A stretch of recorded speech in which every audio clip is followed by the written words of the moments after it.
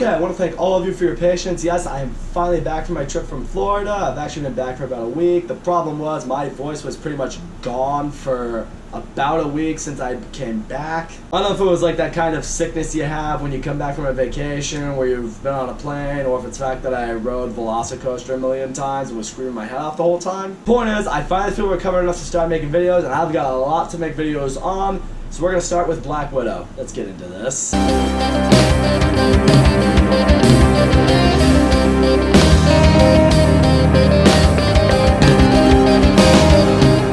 Black Widow is the newest movie in the MCU, the first ever finally standalone movie to feature Scarlett Johansson as Natasha Romanoff, otherwise known as Black Widow. It's also technically the first movie in Phase 4 of the MCU, even though I consider this movie to be more of an Infinity Saga movie because the events take place during the Infinity Saga. But, you know, that's my own ish. This movie takes place not long after the events from Captain America Civil War. Black Widow is currently on the run. While she's on the run, she eventually encounters her old family that she kind of grew up with. Florence Pugh, who was her sister, David Harbour, who was like a father to her. Something's going on with a bunch of other Black Widows that were in the organization that she and her sister grew up in, and now she's on a mission to take down the guy who's basically been running them and is now mind controlling these Black Widows to do his bidding. My interest in Black Widow as a character kind of went like this. You see Black Widow in Iron Man 2 and you're just like, oh yeah, it's Scarlett Johansson, she's this really hot chick playing this character. I mean, anyone else could have done it. And then in the Avengers, you're cool with her being there, but you do feel like she and Hawkeye were both just kind of there. You know, it was Iron Man, Hulk, Cap, and Thor that we really wanted to see. And Captain America the Winter Soldier happened, and you think to yourself, oh, holy shit, she's actually a really cool character. She's awesome. I would actually love to see her own movie. And you would think, you know, we would have gotten a movie prior to the events of Avengers Endgame because of what happens to her character in Avengers Endgame. And it just never happened. And now the movie is finally getting released, ironically, after the events of Avengers Endgame. So you're thinking to yourself, well, I hope this was worth the wait. I will say, is this movie good? Yes, it is. But it's not as great as a lot of the MCU movies we know and love. First of all, let me just get into what I love about this movie. Yeah, Scarlett Johansson is Black Widow. She's great. I like seeing this story with her. I like that it's a very personal story that goes back to what her family life was like. It delves into a little bit more of her past that we've explored a little bit more on, but we now get full-fledged dive-in look into. But what I did also appreciate with this movie is, although it's a Black Widow movie, we've seen so much of Scarlett Johansson as Natasha Romanoff.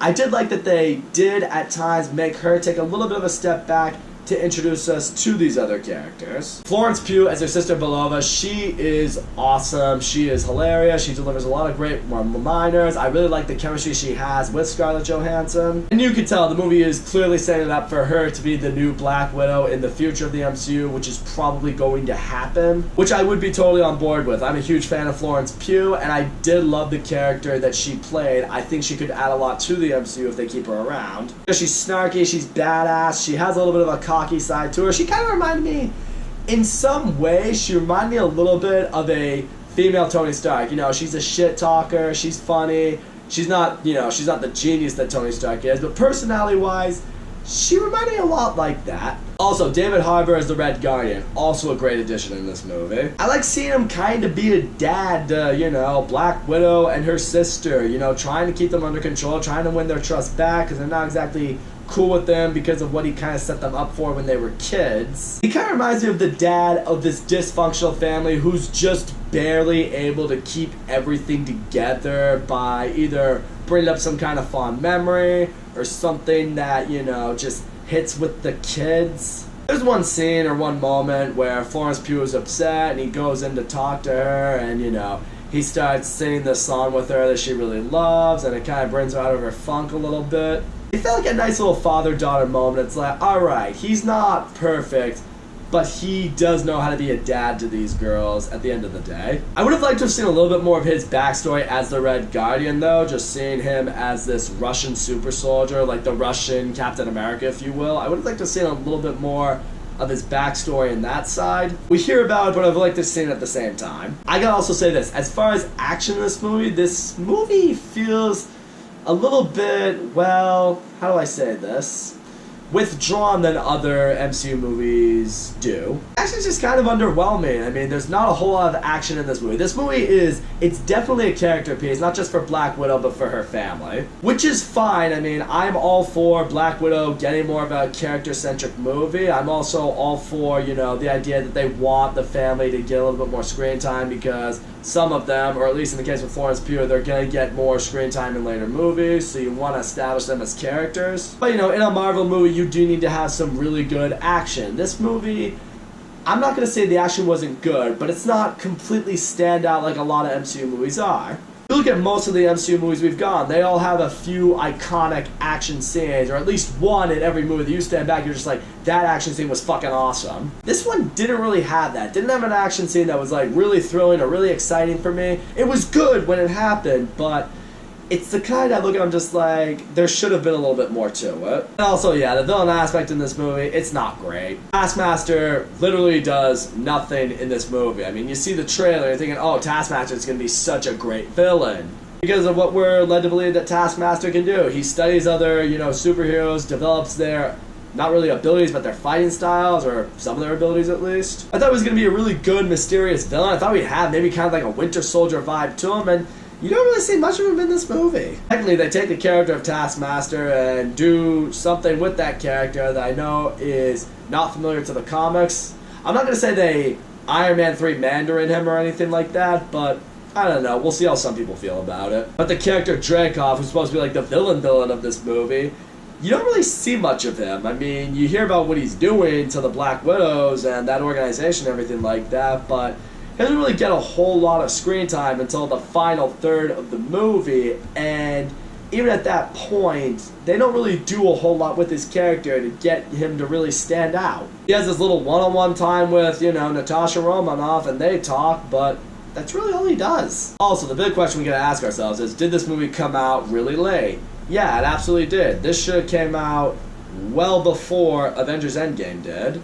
And it's not that I don't like the story for this movie, but I do also think a better story for a Black Widow movie would have been potentially a Black Widow and Hawkeye kind of movie. Like, you know the scene in the Avengers where she's talking to Loki and she explains, like, you know, what her friendship with Hawkeye really means to her, how she was like, oh, before I worked for S.H.I.E.L.D., I just used my espionage skills on whatever and whoever, you know, and Hawkeye was sent to kill me, he made a different call, and the two of them reference Budapest all the time together, but we've never seen what Budapest really is. You hear about all that, I'm just like, I'm really interested to see that movie. Part of me wonders why we never got a movie that was set in that time. A movie that was like called, I don't know, Black Widow and Hawkeye, and it could have been like, you know, how they met, how he brought her to the good side, what their big mission in Budapest was. I don't know, part of me still thinks if they were going to make a great Black Widow movie, that would have been the one. But I will also say as another positive, as far as like the feminist message in this movie goes, it's not completely in your face or trying as hard as Captain Marvel. I really appreciated that because this movie's a lot better than Captain Marvel, which is a good thing. And yes, I still say to this day that a standalone Black Widow movie should have been the first female standalone Marvel movie we should have gone with a female superhero before Captain Marvel.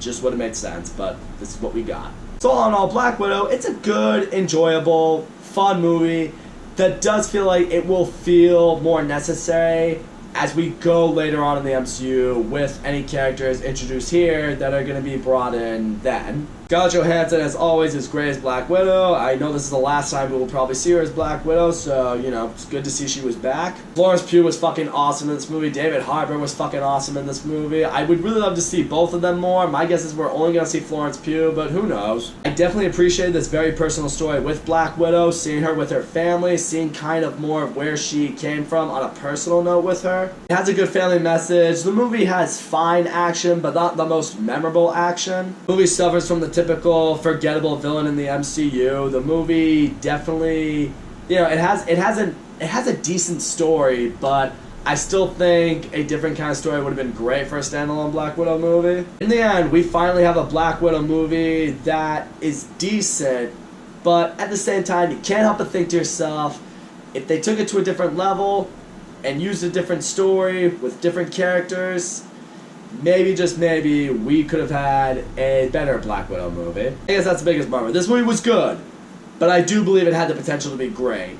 and it just couldn't hit it. That's all I gotta say, guys. Thank you so much for watching my video. Don't forget to leave a comment, like, subscribe, and I will see you all next time.